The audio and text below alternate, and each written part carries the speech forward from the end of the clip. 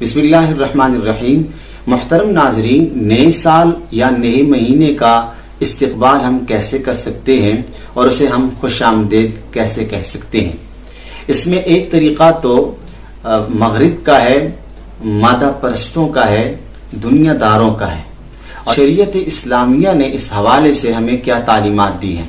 سب سے پہلے یہاں یہ بات یاد رکھیں، اسلامی تعلیمات سے ہمیں یہ سبق حاصل ہوتا ہے، جب بھی نیا سال شروع ہو یا نیا مہینہ شروع ہو تو ہمیں سب سے پہلے نئے سال کی دعا پڑھنی چاہیے۔ چنانچہ احادیث کی کتابوں میں سے ایک معروف کتاب الاوسط للطبرانی ہے، جس کی جلد 6 صفحہ نمبر 221 پر ایک حدیث موجود ہے کہ رحمت عالم صلی اللہ علیہ وسلم اپنے صحابہ کرام کو نئے سال کے موقع پر ایک دعا یاد کروایا کرتے تھے۔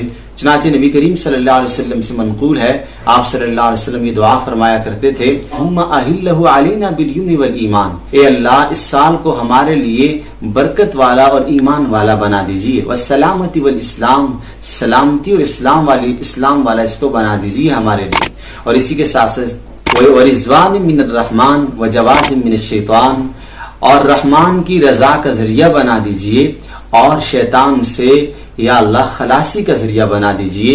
چنانچہ نئے سال کے موقع پر یا نئے مہینے کی آمد پر یہ دعا کرنی چاہیے کہ اللہ تعالیٰ اس سال کو ہمارے لیے باعث خیر و برکت اور امن و سلامتی کا ذریعہ بنا دیجیے۔ اور یہاں دوسرا کام جو ہم نے کرنا ہے نئے سال کے موقع پر، وہ ہے محاسبہ۔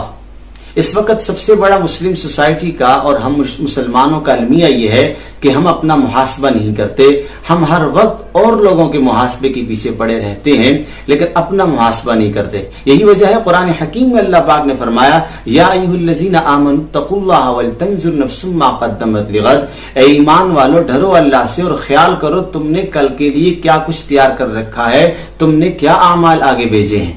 اور اسی طرح جامع ترمذی میں حدیث کی معروف کتاب ہے ابواب الزہد میں یہ حدیث موجود ہے، رحمت عالم صلی اللہ علیہ وسلم نے فرمایا، حاسبوا قبل ان تحاسبوا، مسلمانوں اپنا محاسبہ کرو اس سے پہلے کہ تم سے حساب لیا جائے۔ اور اسی کے ساتھ ساتھ کنز الاعمال حدیث نمبر 4403 میں بھی یہی مضمون وارد ہے اور یہی مضمون نقل کیا گیا ہے رحمت عالم صلی اللہ علیہ وسلم سے کہ آدمی کو محاسبہ کرنا چاہیے۔ اب محاسبہ کس طرح کریں؟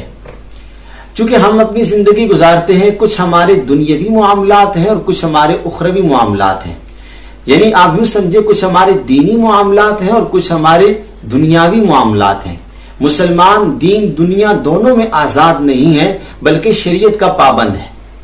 تو ہم دیکھیں کہ دنیاوی معاملات میں ہم سے کہاں چوک ہو گئی۔ مثلا اگر آپ بزنس مین ہیں، آپ ٹیچر ہیں، آپ نوکری کرتے ہیں، آپ کسی فیکٹری میں کام کرتے ہیں، آپ کوئی بھی کام کرتے ہیں، آپ دیکھیں کہ پورے سال کو سامنے رکھیں اور سوچیں کہ مجھے اگر کاروبار میں ترقی ہوئی ہے، میرے مال میں اضافہ ہوا، اس کے سورسز کیا تھے، اس کے اسباب کیا تھے اور ترقی کی وجہ کیا ہے۔ اور اگر کہیں کسی کو نقصان ہوا ہے کاروبار میں، بزنس میں، تو وہ یہ سوچے کہ مجھے نقصان کیوں ہوا ہے اور میں گھاٹے کی طرف کیوں گیا ہوں۔ یہ اس خود احتسابی اپنی دنیاوی معاملات میں بھی ہونی چاہیے۔ اور اسی کے ساتھ ساتھ یہاں ایک اور بات بھی یاد رکھیں کہ دینی معاملات میں بھی خود احتسابی ہو۔ پورا سال میں نے فرض نماز با جماعت پڑھی ہے کیا؟ پورا سال میری نمازوں کا ریشو کیا رہا ہے، میری نمازوں کا تناسب کیا رہا ہے، باجماعت نماز میں نے کتنی پڑھی ہیں اور بغیر جماعت کی کتنی پڑھی ہیں، مجھ سے کتنی نمازیں قضا ہو گئی ہیں۔ رمضان کے روزوں کا احتساب ہونا چاہیے، قربانی کے حوالے سے، حقوق اللہ کے حوالے سے، حقوق العباد کے حوالے سے مسلمانوں کو سوچنا پڑے گا کہ پورا سال میں نے، پورا مہینہ میں نے کیسے گزارا ہے۔ اور اسی کے ساتھ ساتھ محترم ناظرین، ہمیں آگے کے لیے لائحہ عمل بھی تیار کرنا ہوگا کہ مجھ سے دنیاوی معاملات میں جو چوک ہو گئی، جو کمی ہو گئی، اور اسی کے ساتھ ساتھ دینی معاملات میں جو غفلت کا شکار رہا ہوں، یہ غفلتیں مجھ سے کیسے دور ہوں، میں نے آگے کیا کرنا ہے۔ اس کے لیے بہترین قسم کا نظام الاوقات تشکیل دینا ہوگا اور ایک ذائچہ بنانا ہوگا اور ایک ٹائم ٹیبل تیار کرنا ہوگا۔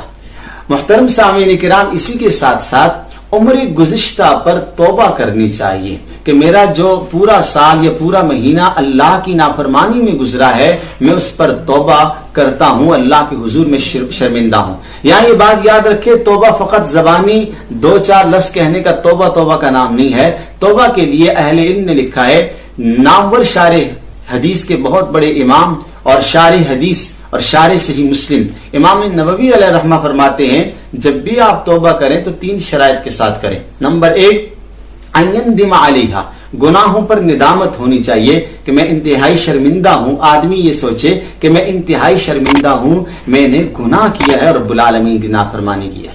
نمبر 2 ایازم علیہ عزما جازما اللہ یعود الی مثلھا ابدا، انسان یہ پکا عہد کر لے کہ آج کے بعد میں کبھی بھی گناہ نہیں کروں گا. اور تیسرا یہ کہ ان یقلع عن المعصیہ، گناہ کو جڑ سے اکھاڑ پھینکے، جس گناہ میں ملوث ہے فوراً چھوڑ دے. ایسا نہیں ہو سکتا کہ ایک آدمی گناہ بھی کرے اور ساتھ توبہ بھی کرے. حضرات اہل علم نے لکھا ہے، خود رحمت عالم صلی اللہ علیہ وسلم نے فرمایا ایک آدمی گناہ کرتا ہے اور ساتھ توبہ کرتا ہے، کل مستہزئ ربہ، یہ تو ایسے ہی ہے جیسے کوئی آدمی اپنے رب کے ساتھ مذاق کر رہا ہے. اور اسی کے ساتھ ساتھ محترم سامعین و ناظرین، وقت کی قدر کرنی چاہیے. جو آخری پیغام ہے، وقت جو ہمارا گزشتہ سال گزر گیا سو گزر گیا، غمی میں، خوشی میں، اچھائی میں، برائی میں، طاعت میں، نافرمانی میں، جس طرح گزر گیا، جن بکھیڑوں میں گزر گیا، اب ان کو دہرانا ضروری نہیں ہے.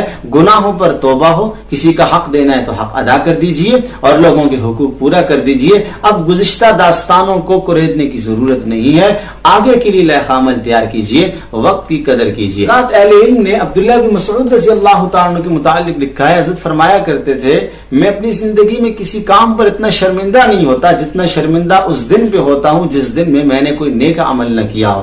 آئیے سوچئے میرا اور آپ کا وقت کیسا گزر رہا ہے، کیا ہم اپنے اوقات کو کہیں ضائع تو نہیں کر رہے. اس لیے اللہ سے دعا ہے اللہ تعالیٰ تمام مسلمانوں کو نئے سال کی آمد پر اپنی زندگی کا محاسبہ کرنے کی توفیق عطا فرمائے.